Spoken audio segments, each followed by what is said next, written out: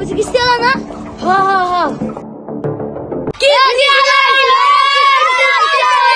এই বকরিগুলোর জন্য আমি একবারও কিস্তি উড়াইতে পারি না। এলাকার সবাই অ্যালার্ট করিয়া দেয়।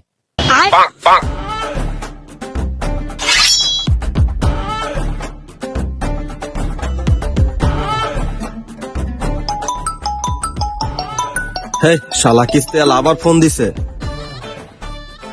হ্যালো, আরে ভাই আপনি কই আছেন?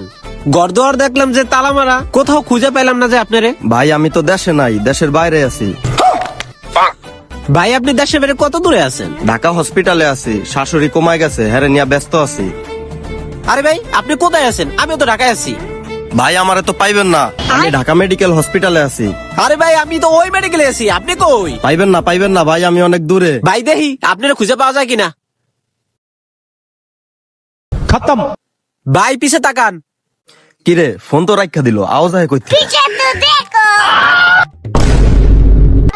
ভাই সত্যি অসুস্থ, শাশুড়ি খুবই অসুস্থ, হুন্ডা আছে ভাই, যে কোনো সময় টানতে যাইতে পারি, এই কারণে এখানে বসে চা খাইতাছি ভাই।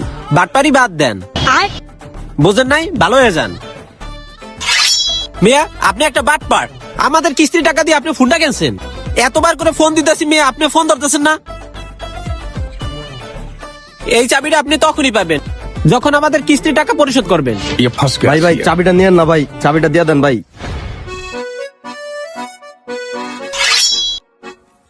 এই বাড়িতে কেউ আছেন? কই গো, কিস্তি আলা আইছে। কই কই কই এই কিস্তি আলাইছে, কিস্তির টাকা নিতে। আজকে প্ল্যান কি করা যায়?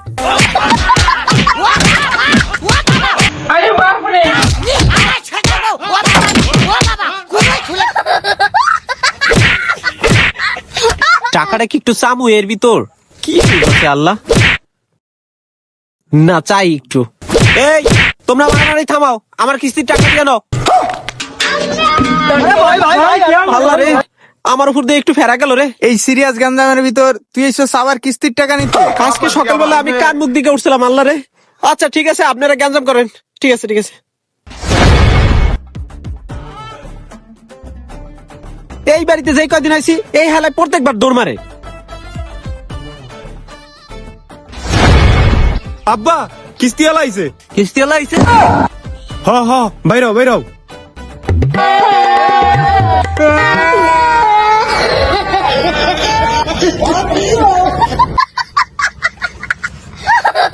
ভাই কি হইছে?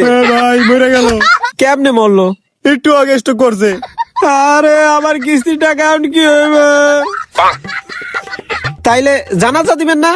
দিমু। চলেন জানাজা দেই। আচ্ছা দিলে ধরেন আহেন।